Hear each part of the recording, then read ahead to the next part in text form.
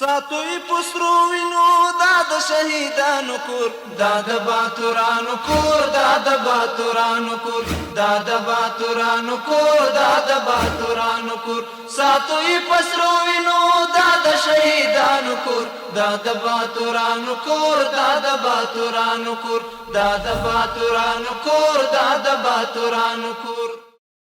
د لوی څښتن تعالی په نامه سلامونه ستړي مسئ د بلخ د ملي تلویزیون قدرمنو لیدونکو او اوریدونکو د دې مهال خبرونو ته مو زه عبدالرحمن عاطف هرکلی کوم. د بلخ ولایت په مرکز مزار شریف ښار کې د 2 تنو اوسیدونکو ترمنځ یوه حقوقي قضیه چې له 2 کلونو راهیسې دوام درلود د بلخ ولایت د سرحدونو قومونو او قبایلو چارو ریاست د مسؤلینو قومي مشرانو او دیني عالمانو په ګډو هڅو په سولیز ډول حل فصل شوه.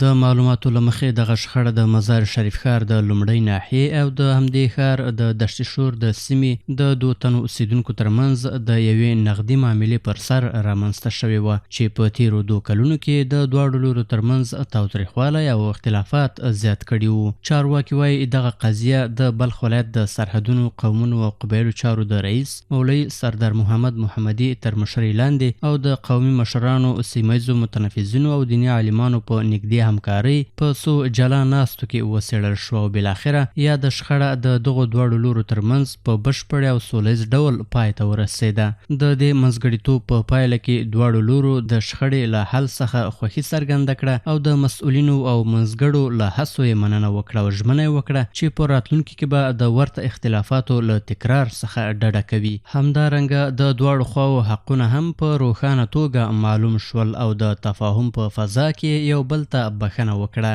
ځایي مسؤلین ټینګار کوي چې د خبرو اترو او منځګړیتوب له لارې د شخړو سولیز حل و فصل د ټولنیز یووالي په ټینګښت او د لویو بحرانونو په مخنیوي کې مهم رول لري.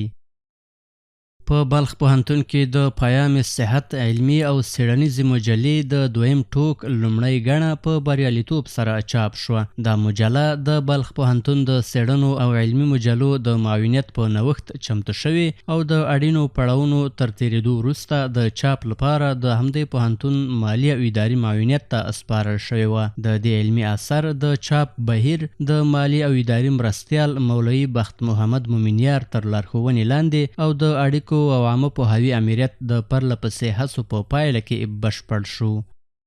پیام صحت مجله چې د روغتیايي علومو په برخه کې چمتو شوې د 2م ټوک لومړۍ ګڼه په بریالیتوب سره چاپ شوه. دا مجله 8 علمي او څیړنیزې مقالې لري چې دغه مقالې د بلخ پوهنتون د طب او فارمسي پوهنځیو استادانو لخوا لیکل شوې دي چې پکې د روغتیايي علومو د پراختیا، د ټولنې د پوهاوي لوړولو، د محصلینو د زده کړو د اسانتیا او د څیړنې د کلتور د ودې په اړه مهم موضوعات څیړل شوي دي. همدارنګه د علمي مقالې د افغانستان د لوړو زده کړو وزارت د طرزالعملونو په چوکاټ کې د استادانو د علمي ودې په موخه وړاندې شوي دي. د بلخ پوهنتون مسؤلینو هیله څرګنده کړه چې یاده مجله به د لوستونکو له تود هرکلي سره مخ شي چې ورسره به په ټولنه کې د علمي پرمختګ او د پوهې د پراختیا په برخه کې اغیزناک رول ولوبوي.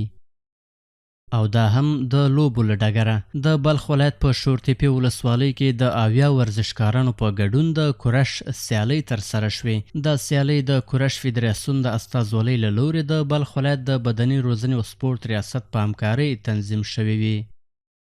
د کورش په دغو سیالیو کې د شورتیپې ولسوالۍ له مرکز او شاوخوا کلیو څخه ګڼ شمېر ورزشکارانو ګډون کړی و او په یو رقابتي او له شور او جذبې ډک چاپیریال کې له یو بل سره سیالۍ ترسره کړې. د دې سیالیو موخه د ورزشي روحیې پیاوړتیا، ټولنیز یووالی او د نیکمرغه کوچني اختر هرکلی ښودل شوی ده. د پایلو له مخې په دغو سیالیو کې 10 لوبې په مساوي ډول پای ته ورسېدې او 25 تنو نورو ورزشکارانو د خپلو سیالانو په ماتولو سره وتوانېدل چې د اتلولۍ مقامونه ترلاسه کړي. دې سیالیو د یوې شپې لپاره دوام وکړ او د ورزشکارانو او د سیمې د اوسیدونکو له تود هرکلي سره مخ شوې. د بلخ ولایت د بدني روزنې او سپورت ریاست مسؤلینو وویل چې د ورته پروګرامونو جوړول د سیمهیزو او دودیزو ورزشونو د ودې او د ځوانانو د سالمو او ګټورو فعالیتونو پر لور د هڅونې لپاره ډیر مهم دي او ټینګار یې کړی چې دا ډول سیالۍ به په راتلونکي کې هم دوام ولري. د بلخ د ملي تلویزیون قدرمنو اولیدونکو او اوریدونکو دا او د دې مهال خبرونه تر بیا ښه وخت الله په امان.